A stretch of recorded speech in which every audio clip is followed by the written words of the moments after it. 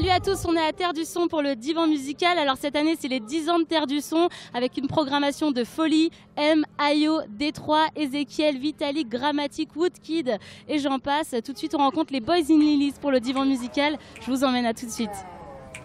Paradise lost, they call it frost. The icy glass once my past. On est dans le Divan Musical avec les Boys in Lilies. Alors chacun, vous allez nous donner un morceau de musique qui vous a marqué dans votre vie, la petite Madeleine de Proust. On commence avec Marie-Lou. Qu'est-ce que c'est, quel morceau? Alors, je viens tout juste de faire un choix. Alors moi, du coup, je vais vous parler d'un morceau qui s'est installé dans mes oreilles quand j'étais très jeune, que j'ai dû découvrir pour la première fois grâce à Walt Disney en fait, et à ces séries de Fantasia. Donc voilà, c'est des cassettes, je pense qu'il y a pas mal de gens qui connaissent. Des cassettes où les mecs de Walt Disney ils ont créé des animés en fonction des mouvements de la musique classique. En l'occurrence, c'est que de la musique classique, en général des grands standards. Voilà. Alors, c'est quoi le titre? Donc le titre, c'est L'Oiseau de Feu de Stravinsky. Donc L'Oiseau de Feu, c'est une pièce, hein, c'est toute une pièce. Donc là, c'est juste le final de L'Oiseau de Feu. Et c'est le dernier dessin animé de la cassette. Et en fait, je crois que ça m'a tellement marqué quand j'étais petite. C'est tellement un morceau que c'est une cassette que je regardais en boucle. Et l'histoire est vraiment magnifique. En gros, ça parle de la renaissance de la nature. Il y a toute une histoire avec un volcan, etc. Un cerf, en plus j'adore cet animal. Enfin bref, il y a beaucoup de symbolique avec la nature. Et voilà, ce truc de renaître un peu de ses cendres, un peu comme le phénix. Un peu comme un phénix. Et je crois que ça m'a vraiment beaucoup marqué. Et c'est une des chansons qui a cette puissance-là où dès que je l'écoute, en fait, ça me replonge vraiment dans un univers qui est très lié à mon enfance et qui me fait perdre tous mes moyens. Et voilà, je crois que c'est la chanson la plus ouf de toute ma vie, quoi. Ça restera pour toujours.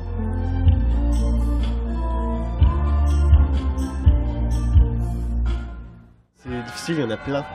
Mais je vais en choisir un, ça serait Organe d'honneur de DJ Shadow. Voilà, qui m'a vachement influencé musicalement, parce qu'après je suis parti dans l'abstract hip-hop, vachement à collectionner les vinyles, du label Mowax, et dans le trip-hop, etc. Donc pour en citer un, ça serait celui-ci. Quand vous le découvrez, vous avez quel âge? Vous faites déjà de la musique? Pour Organe d'honneur, je devais avoir 13 ans peut-être, un truc comme ça. En fait, j'en sais rien du tout, j'étais un âge comme ça. C'était un peu l'adolescence, on va dire? Ouais, c'était un peu ça, voilà. Bon, j'ai fait hésiter avec les Bernie Gates, hein, un truc complètement punk, quoi, quand j'ai commencé le skate, pareil au même âge, à 13 ans.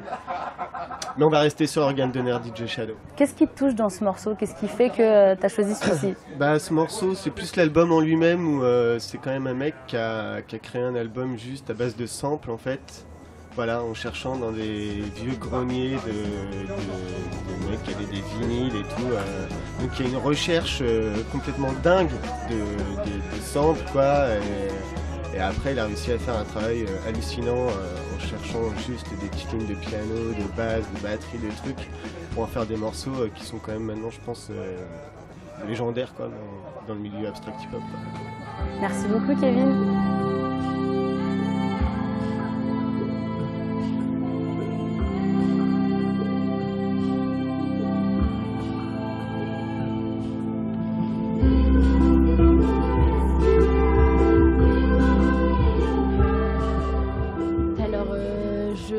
Choisir parce qu'il faut choisir un morceau rock'n'roll.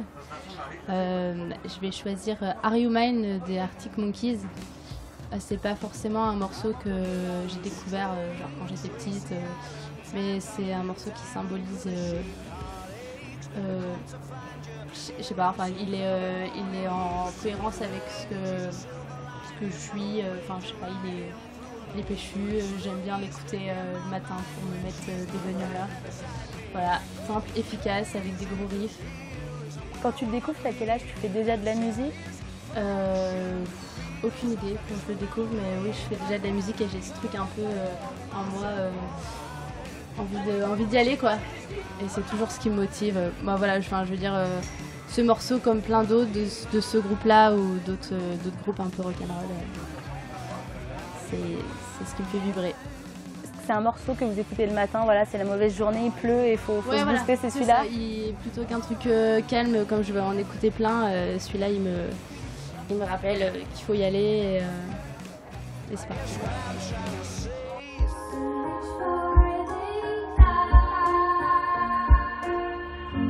Alors moi je choisis sans hésitation un morceau des Cranberries qui s'appelle Linger, qui est très connu.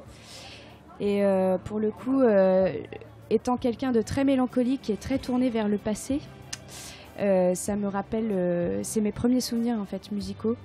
Ma maman elle écoutait tout le temps ce groupe quand on était aux États-Unis et ça me rappelle en fait des sensations de quand j'étais là-bas. Donc ça peut être le vent qui était très chaud, l'odeur du goudron qui fume tellement la chaleur elle est pesante. Ça me rappelle j'ai des flashs de souvenirs de la maison, de la piscine hyper froide parce que enfin bref, c'est beaucoup de sensations et c'est un morceau que j'adore écouter dès les premières notes de la guitare là, qui commence, c'est un petit riff de guitare. Ça me rappelle l'automne quand on jouait à s'enterrer sous les feuilles tout orangées là, enfin plein d'images, voilà. Et pour moi la musique c'est quelque chose qui est relié à des souvenirs et à des images très fortes de ma vie passée quoi. Voilà. Et quand tu es aux États-Unis, tu as quel âge? J'avais 4 ans quand on est arrivé là-bas et du coup on est rentré, j'avais 7 ans. Et les Cranberries, c'est dès qu'on est arrivé là-bas, ma mère elle était trop fan, elle écoutait tout le temps. Et même en rentrant en France, c'est des CD qui n'ont pas arrêté de tourner, ils sont tout rayés tellement on les a écoutés. Et voilà. Et ça continue encore aujourd'hui.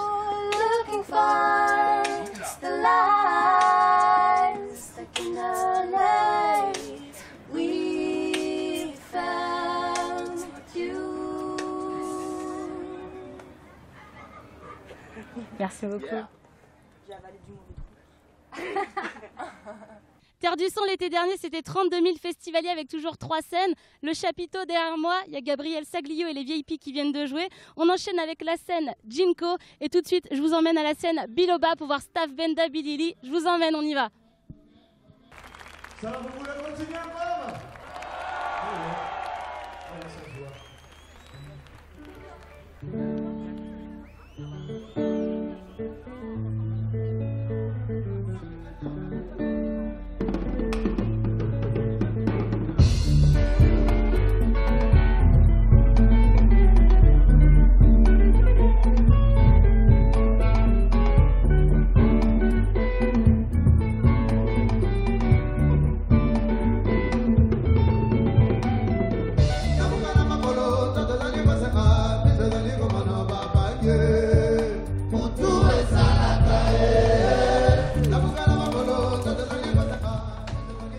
Là, on est au château de Candé, on est rentré se mettre à l'abri car la pluie nous tombe dessus depuis le début de ce festival. Et pour réchauffer nos cœurs, pour l'instant, je vous laisse avec le divan musical de Jungle Book. A tout de suite. On va parler donc du divan musical, cette chronique où on veut en savoir plus sur vous deux grâce à une chanson, chacune, un morceau qui vous a touché. On commence par Tassiana, on t'écoute. Quel morceau? Alors du coup, moi j'avais envie de parler d'un morceau de Oumou Sangaré qui s'appelle Saamani. C'est un morceau qui parle de la mort. La première fois que je l'ai découvert, j'étais en Inde, à Benares. La première fois que j'ai entendu ça, j'ai eu une énorme vague d'émotions, mais incroyable. Ça m'a parlé comme un chant de la terre, comme quelque chose que je connaissais déjà depuis très longtemps. Et pour la petite histoire, donc j'écoute ça, on est en 2003 à Benares, au milieu de l'Inde. Et quelques années plus tard, je joue ce morceau avec un groupe d'afrobeat ethno-funk, enfin voilà. Un truc, en France En France, ouais. Un groupe qui s'appelle Sewa, qu'on a monté avec une dizaine de musiciens au Mans.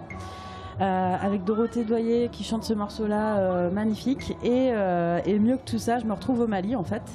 Donc je me retrouve à jouer avec les instruments qui sont joués dans ce morceau-là, le soukous, le goni, plutôt, ouais. Voilà. Et mieux que ça, je me retrouve dans l'hôtel de Oumou Sangaré à Bamako en fait. et à deux doigts de la rencontrer. Et ce morceau-là, quand je l'écoute, j'ai tout qui revient, le voyage en Inde la première fois, l'envie de jouer c'est de la musique malienne, ça m'a beaucoup porté. Les voyages en Afrique qui m'ont tellement marqué, Oumou Sangaré qui est juste incroyable, enfin voilà, du coup c'est très fort. La Madeleine de Proust, merci. On passe à Marine, quel morceau? Waouh. Eh bien, moi, ce serait Man in the Mirror de Michael Jackson. Voilà, j'ai réussi à le dire. Tout simplement parce que c'est Michael Jackson, en fait, c'est juste la grosse référence qui plaît à beaucoup de gens. Tout âge, toute génération confondue. Et pourquoi toi? Et pourquoi moi? Parce qu'en fait, quand j'étais petite, j'ai pris un CD chez papa et maman et c'était ça. Hop, je l'ai mis et ouh, go. Et en fait, maintenant j'ai le vinyle, j'écoute les vinyles et ce matin, avant le concert, j'ai mis le vinyle et j'ai fait ok, il n'y a plus de stress, c'est bon, on va y aller à la table. Voilà, puis Michael Jackson, c'est la grosse référence au niveau de plein de choses. Voilà. Qu'est-ce qui te fait ce morceau? Qu'est-ce qui te procure? Les chœurs et tout, c'est juste un truc de ouf quand ça arrive. L'émotion, comment ils jouent tous, c'est juste trop beau, tout est là au bon moment et dans la musique c'est ça. Pas beaucoup, mais juste là au bon moment et voilà. Et puis dernièrement j'ai regardé un reportage sur toute la construction de l'album Bad en fait et c'est incroyable le travail. Du coup on s'est dit, avec Taz elle l'a vu aussi, on s'est dit oh là là, allez go on y va, c'est tous les jours qu'il faut y penser et à fond quoi. Est-ce que les morceaux de Michael Jackson ça fait qu'aujourd'hui tu es la batteuse que tu es? Ouais, forcément, ouais, il y a plein d'influences, la soul et tout, les musiques noires américaines, moi c'est juste, ça me parle vraiment beaucoup et du coup voilà, c'est ça. Merci beaucoup Jungle Book d'avoir été dans ce divan musical. On va se quitter peut-être avec un bout de live, là tout à l'heure il y avait du beatbox avec Tassiana, vous nous faites quelque chose à l'impro comme ça?